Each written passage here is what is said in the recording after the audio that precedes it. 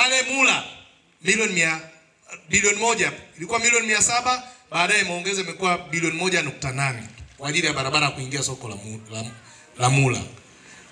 Skimu hizi, masoko haya, barabara hizi ndizo zinazonipelekea safari nasema miaka hii 5 ni ya kwenda kuimarisha uchumi wa mtu mmoja mmoja. Ndio kipaumbele changu. Uchumi wa mtu mmoja mmoja unapatikanaje? Ni mimi kufanya kazi na wewe kufanya kazi. Ukiwa mvivu, uchumi wa mtu mmoja mmoja utausikia kwenye TV. Maana yake ni nini? Skimu ya Makeresho itajengwa, italeta maji mpaka hapa tulipo, si ndio? Wewe kazi yako kupanda mgomba, kazi yako kupalilia, kazi yako kunyesha, kupanda parachichi, kupanda kahawa. Mimi soko lina jengo la kimataifa. Ndizi yako tunatafuta kiwanda cha kuongeza thamani.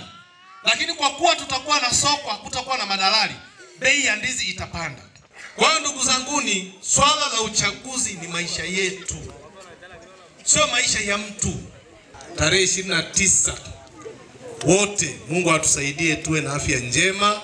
Kila mtu hakikishe yeye na familia yake, wale waliojiandikisha, wanaenda kupiga kura. Kama tulidanganyika, tumeshadanganyika.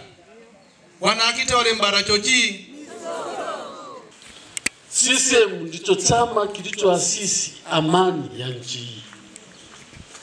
CCM ndicho chama pekee cha ukombozi mpaka leo kiko madarakani na hakitetereki. Wataweza kweli? Hawapi. Na sababu yake ni sera nzuri na kwa ajili ya muasisi baba yetu wa taifa Mwalimu Julius Kambarage Nyerere. Alitengeneza mfumo ambao CCM haiwezi kutoka madarakani. Wewe unafikiria chama kingine, unaenda tu kucheza ndondocha huko, sio kuitoa Chama cha Mapinduzi madarakani. CCM gari kubwa. Hivi unafikiri Chadema walipokwepa wanafikiria kwamba ni nini? Kwamba wamesusa?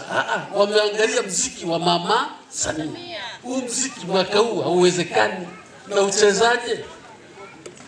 Unasusa. Wanarumu oye! Wanarumu poleni sana. Unaona baba yetu kazi aliyotuahidi tusidi kumwombea Mwenyezi Mungu huko anapoenda kwa hii miaka tunayoanza, ili aweze kutimiza ahadi yetu. Amina. Kijana wetu kweli ana uwezo, ana akili ya kutusaidia. Hatujawahi kupata kiongozi mwingine aliyosimama imara kama kaka yetu. Hebu mpongezeni kwanza kaka yetu mpendwa. Mpeni heshima ya hekima na taaluma ya serikali yetu. Baba, tunakushukuru sana sana kwa sababu ya utu wako, kwa sababu ya upendo wako. Tumeona viongozi wengi sana wamesimama madarakani hapa kwetu Narumu. Hatujawahi kuona chochote walichokifanya. Lakini Shashisha ametujengea madarasa ya mashule, sanati yetu, mahali pa watoto kujifungulia wa mama. Tunampongeza mama yetu Mama Samia. Kweli mashule yetu yalikuwa yameisha. Sasa hivi tunamshukuru Mungu na kumpongeza Mama Samia kwa upendo na amani, na kura yake itapita moja kwa moja bila kupingwa.